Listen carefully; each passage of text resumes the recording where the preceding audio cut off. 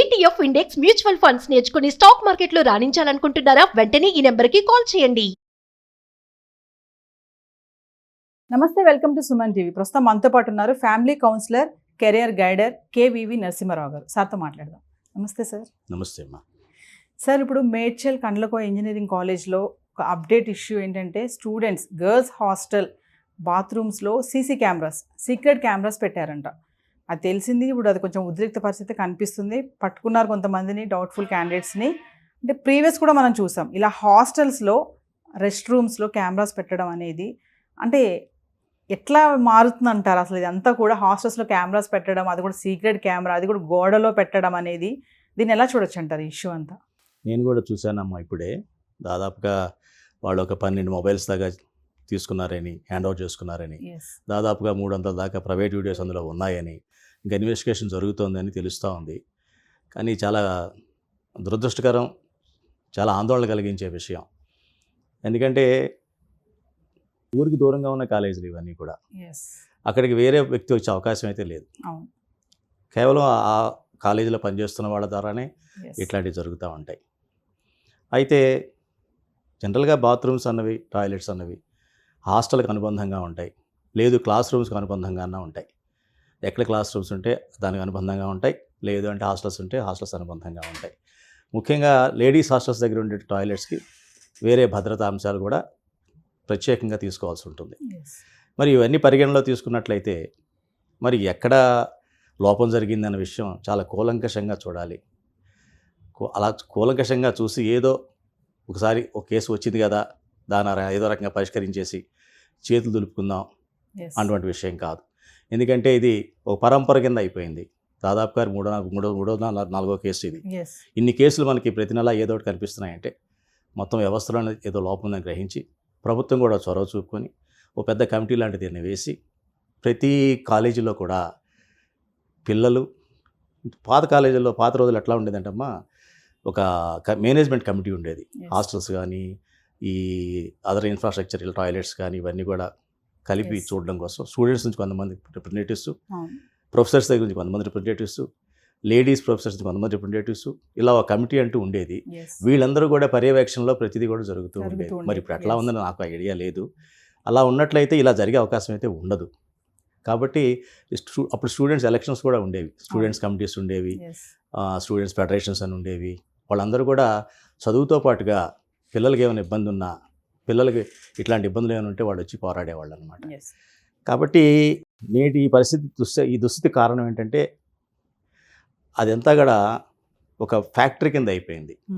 అంటే నేను చెప్పినట్లుగా అది ఒక మనుషులు అందరూ కలిసి సంచరించే ఒక వ్యవస్థ, ఒక సంస్థ అని. కానీ అక్కడ కామన్ లక్ష్యం అన్నది లేకుండా మూడో వ్యక్తి, అంటే సపోజ్ మీరు అన్నట్టుగా ఎవరో కొంతమంది వంట వాళ్ళు ఏదో ఇన్వాల్వ్ అయ్యారు, సిబ్బంది అని చెప్పి డౌట్ఫుల్గా కొంతమంది అంటూ ఉన్నారు. ఇంకా ఇప్పుడు ఏం బయటపడలేదు అనుకోండి, ఆటోమేటిక్గా ఎవరి మీద వాళ్ళకి దృష్టి ఉంటే, ఎవరైతే వాళ్ళు చేశారనే అనుమానం ఉంటే వాళ్ళందరినీ వాళ్ళు ఇన్వెస్టిగేట్ చేస్తారు. అందులో ఏం లోపం ఉండదు నాకు తెలిసినంతవరకు. అయితే ఈ కొత్త వ్యక్తులు ఎవరైతే వస్తున్నారో వాళ్ళందరి యొక్క బయోడాటా తీసుకోవాలమ్మా. వాళ్ళ దగ్గర క్యారెక్టర్ సర్టిఫికేటు, వాళ్ళు ఎంతవరకు చదువుకున్నారు, వాళ్ళ బిహేవియర్ ఎట్లా ఉంది, వాళ్ళకి సైకలాజికల్ కౌన్సిలింగ్ కూడా ప్రతి కాలేజీలో కూడా ఒకళ్ళు పెట్టాలి. పెట్టి వాళ్ళ సైకాలజీ స్టడీ చేస్తూ ఉండాలి. అంటే ప్రీవియస్ ఏమన్నా హిస్టరీ ఉందా, లేదా ఇక్కడికి వచ్చినప్పుడు వీళ్ళ మూమెంట్స్ ఎట్లా ఉన్నాయి, కేవలం వాళ్ళ యొక్క డ్యూటీగా పరిమితం అవుతున్నారా, లేకపోతే ఇంకా ఎక్స్ట్రా కరిక్యులర్ యాక్టివిటీస్ ఎవరితో ఇన్వాల్వ్ అవుతున్నారా, కొంతమంది స్టూడెంట్స్తో అతిగా ప్రవర్తిస్తున్నారా. విద్యార్థుల్లాగా ఉండాలి, అక్కడ ఉన్న స్టాఫ్ లాగా ఉండాలి. ఎప్పుడో అవసరానికి వస్తే మధ్యలో ఎవరో ఒక మధ్యవర్తి ఉండాలి, సూపర్వైజర్ ఎవరో ఉండాలి, వాళ్ళకి చెప్పాలి వీళ్ళు. ఆ సూపర్వైజర్ కూడా ఎలా ఉండాలి, ఒక ఫ్యాకల్టీ చేతిలో ఉండాలి, ఒక ఫ్యాకల్టీ కంట్రోల్లో ఉండాలి. హాస్టల్ ఇన్ఛార్జ్ అనో, ఇట్లా ఇన్ఫ్రాస్ట్రక్చర్ ఇన్ఛార్జ్ అనో ఒక ప్రొఫెసర్ని పెట్టాలి. ఆ ప్రొఫెసర్కి ఒక లేడీ ప్రొఫెసర్ కూడా ఉండాలి. వీళ్ళందరికీ వాళ్ళకి ఇన్ఫార్మ్ చేస్తే వాళ్ళు వీళ్ళకి గైడెన్స్ ఇవ్వాలి, వాళ్ళకి ఆర్డర్స్ ఇవ్వాలి. కానీ డైరెక్ట్గా స్టూడెంట్స్ వెళ్ళి వాళ్ళతో మాట్లాడాలి, అవి కూడా ఇటువంటి వాటికి దారితీస్తాయి. సో మామూలుగా చూసుకుంటే ఇలాంటివన్నీ కూడా సంఘటనలు ప్రొఫెషనల్ కాలేజెస్లోనే ఎక్కువగా మనం చూస్తున్నాం. అవునమ్మా. దానికి కారణం ఏంటంటే ప్రొఫెషనల్ కాలేజీలో ఉన్న వాళ్ళు ఏమనుకుంటారంటే మనం అచీవ్ చేసేసుకున్నాం అన్న కాన్సెప్ట్లో ఉంటారు. వాళ్ళు ఎటువంటి భయం ఉండదు. ప్రొఫెషనల్ డిగ్రీ మన చేతిలో పడితే మనం స్వేచ్ఛాజీవులం, మనం అనుకున్నట్టుగా మనం బతకొచ్చు అన్న ఒక రకమైనటువంటి, అది కాన్ఫిడెన్స్ అవ్వచ్చు, ఓవర్ కాన్ఫిడెన్స్ అనాలో, మరి కాన్ఫిడెన్స్ అనాలో తెలియదు. ఒక రకమైనటువంటి నిర్లక్ష్యం వచ్చింది వాళ్ళలో. Yes. నిర్లక్ష్యం వచ్చి అంటే ఏంటంటే డిసిప్లిన్ లేకుండా ఉండడం Hmm. అన్నది ప్రొఫెషనల్ కాలేజీలో మనకున్న స్వేచ్ఛ స్వేచ్ఛ. అనేటువంటి ఒక దురభిప్రాయం. మరి ఏ రకంగా వచ్చిందో, సినిమాల వలన వచ్చిందో, సోషల్ మీడియా వలన వచ్చిందో అదైతే అర్థం కాదు, కానీ వాళ్ళ యొక్క ప్రవర్తన సరళలో మటుకు Hmm. చాలా విపరీతమైన మార్పు వచ్చింది. ఆ మార్పుకి సమూహం యొక్క తోడు కూడా వచ్చిందనమాట. Yes. అంటే ఎవరన్నా ఆ వయసులో ఒకళ్ళు పని చేస్తే 10 మంది చప్పట్లు కొడితే ఆ పని ఇంకా అందరూ చేస్తూ మొదలు పెడతారు. Yes. సో అది ఏమైందంటే ప్రతి వాళ్ళు కూడా వాళ్ళు చేస్తున్నటువంటి వాళ్ళ స్వేచ్ఛాయుత వాతావరణాన్ని దుర్వినియోగం చేసుకుంటూ Hmm. అందరితో కూడా అందరూ సమాన సభ్యులు అందరితో మాట్లాడుతూ ఉంటే ఏం జరుగుతుందంటే ఎవరో ఎక్కడో చోట ఒక క్రిమినల్ మైండ్ ఉన్నవాడు ఎవరో ఉంటారు, Yes. వాళ్ళు అడ్వాంటేజ్ తీసుకొని దీన్ని ఈ రకంగా వాళ్ళు చేస్తారు. Yes. ఇప్పుడు కాలేజ్ యాజమాన్యం కూడా దీన్ని గోప్యంగా ఉంచుతుంది అని చెప్పి అయితే టాక్ అయితే ఉంది సార్. ఇప్పటికే 12 సెల్ ఫోన్లు స్వాధీనం చేసుకున్నారు, 300 ప్రైవేట్ వీడియోలు కూడా. ప్రీవియస్ వాళ్ళని బ్లాక్మెయిల్ కూడా చేసిన సందర్భాలు ఉన్నాయంట. ఇట్లా అడిగినప్పుడు ఇలా చెప్తే మేము అలా చేస్తాం ఇలా చేస్తాం మిమ్మల్ని అన్న అది కూడా ఉంది అని చెప్తున్నారు. అంటే ఓవరాల్గా చూసుకుంటే సార్, అంటే కాలేజ్లో చదువుకోవడానికి ఎక్కడి నుంచో వస్తూ ఉంటారు ఆడపిల్లలు. అంటే ఇక్కడ వాళ్ళు కాకుండా వలసలాగా కూడా వస్తారు కదా, ఊళ్ళలో వాళ్ళకి ఆ ఫెసిలిటీస్ లేక హైయర్ స్టడీస్ కోసం అని వచ్చి చదువుకోవడానికి వచ్చిన అమ్మాయిలకి మరి ఇలా రెస్ట్ రూమ్స్లో కూడా అలా పెట్టి అట్లా చేయడం అంటే వాళ్ళకి భద్రత లేదని చెప్పుకోవచ్చు అంటారా? అంటే ఇక్కడ 2 రకాలుగా మాట్లాడాల్సి వస్తుందమ్మా. ఇప్పుడు ఈ ప్రైవేట్ కాలేజీలనే కాదు, గవర్నమెంట్ కాలేజీలనే కాదు, ఎటువంటి విద్యా వ్యవస్థలు అయినా సరే ఈ పిల్లల్లో కూడా ఒక యూనిటీ అన్నది లోపించింది.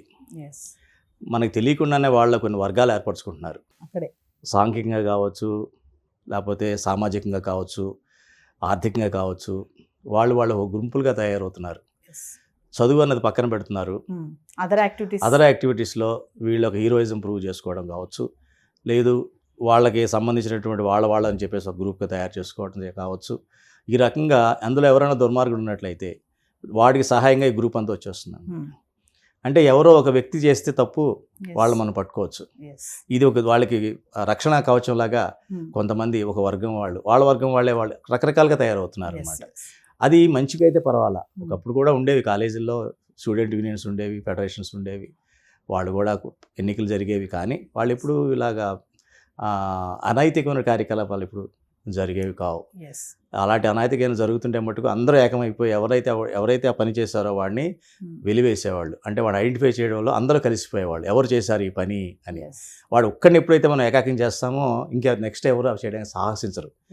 ఇక్కడ ఏం జరుగుతుంది, ఒక్కళ్ళు కాదు, ఇది 4, 5, 10 మంది కలిసి చేస్తున్నట్టుగా ఇంతకుముందు జరిగిన కేసుల్లో కూడా మనకు తెలిసింది.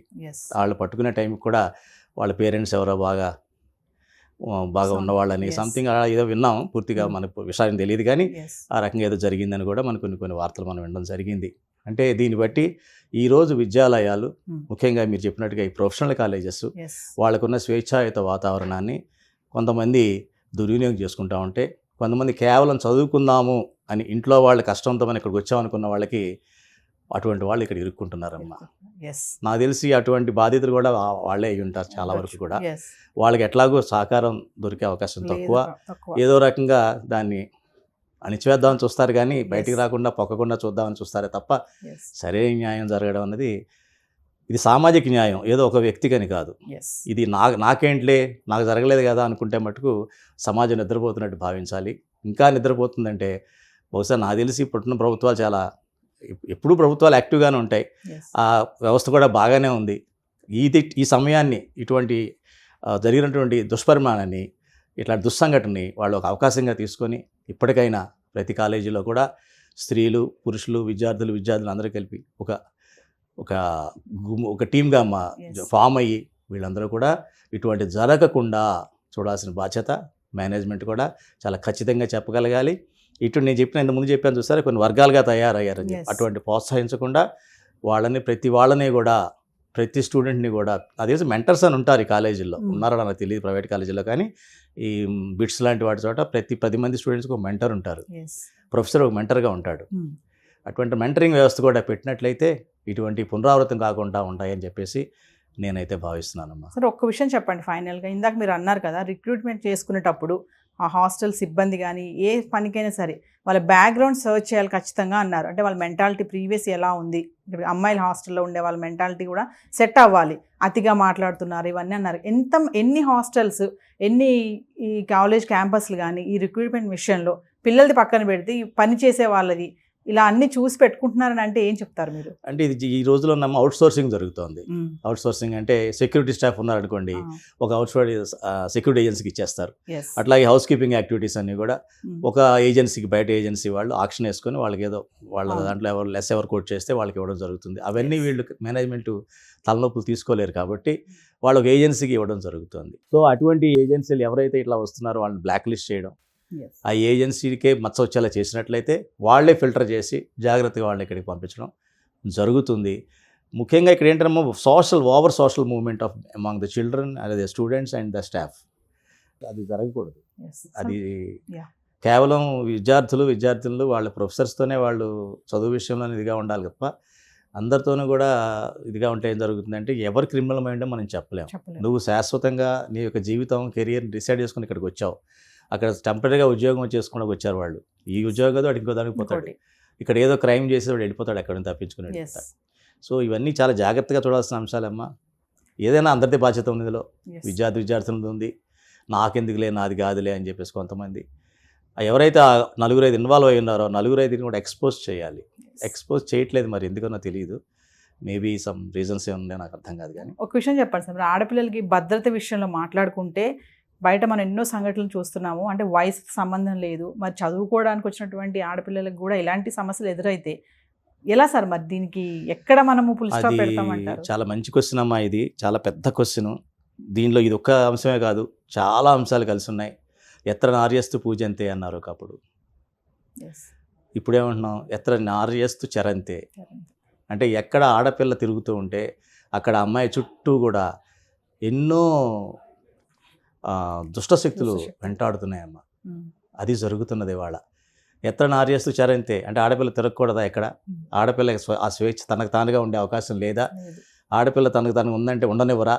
ఎందుకు జరుగుతుంది ఇవన్నీ అన్న విషయం మనం సోషలాజికల్గా కూడా మనం చూసి ఆడపిల్లలకి సెపరేట్గా మర్యాద ఇవ్వడం, ఆడపిల్లలకి సెపరేట్గా వాళ్ళకంటూ వాళ్ళ యొక్క భావాల్ని గ్రహించేటువంటి వ్యవస్థ ఉండడం, వాళ్ళ భావాలు పంచుకునేలాగా ఆ సంస్థలో కానీ ఆ వ్యవస్థలో కానీ ఆ ప్రొవిజన్ ప్రొవైడ్ చేయడం. ఇప్పుడు ఆడపిల్లలు ఉన్నారమ్మా, ఆడపిల్లల సమస్యలు వేరేగా ఉంటాయి, ఆడపిల్లల భావాలు వేరేగా ఉంటాయి.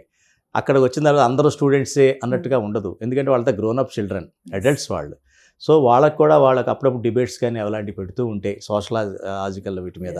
ఒకప్పుడు డిబేట్స్, ఎలక్యూషన్స్ ఇవన్నీ ఉంటూ ఉండేవి. వాటి ద్వారా వాళ్ళు ఇంటర్నల్గా డెవలప్ అవుతారు. వాళ్ళలో ఉన్న సంశయాలు నా సంశయమే తప్ప, డౌట్ తప్ప, అది సరైనది కాదన్న విషయం వాళ్ళకి తెలియాలంటే 10 మందిలో ఇలాంటి సెమినార్లు కానీ పెడుతూ ఉంటే, డిబేట్స్ కాన్వెక్ ఇలా పెడుతూ ఉంటే అప్పుడు they will come to know. అవి పెంచాలమ్మా ప్రతి స్టేజ్లో కూడా, ప్రతి ఆఫీస్లో, ప్రతి వ్యవస్థలో, ప్రతి కాలేజీలో, ప్రతి స్కూల్లో కూడా ఇవన్నీ పెట్టి ఆడపిల్లకు ఒక మర్యాద, మగపిల్లవాడికి ఒక మర్యాద, ఇద్దరు మర్యాదలు ఒకళ్ళొకరు ఎలా కాపాడుకోవడం అన్నది నేర్చుకోవాలి. చూద్దాం సార్, మరి దీన్ని ఎక్కడి వరకు వెళ్తుందో ఈ కేసు, ఎవరెవరు నిందితులు అనేది, మరి కాలేజ్ ఎంతవరకు దీంట్లో భాగస్వామ్యం అయింది, మరి ఏంటి అనేది కొంచెం చూడాలి. రేపెల్లుండి మళ్ళీ ఎలాంటి న్యూస్ వస్తుందో.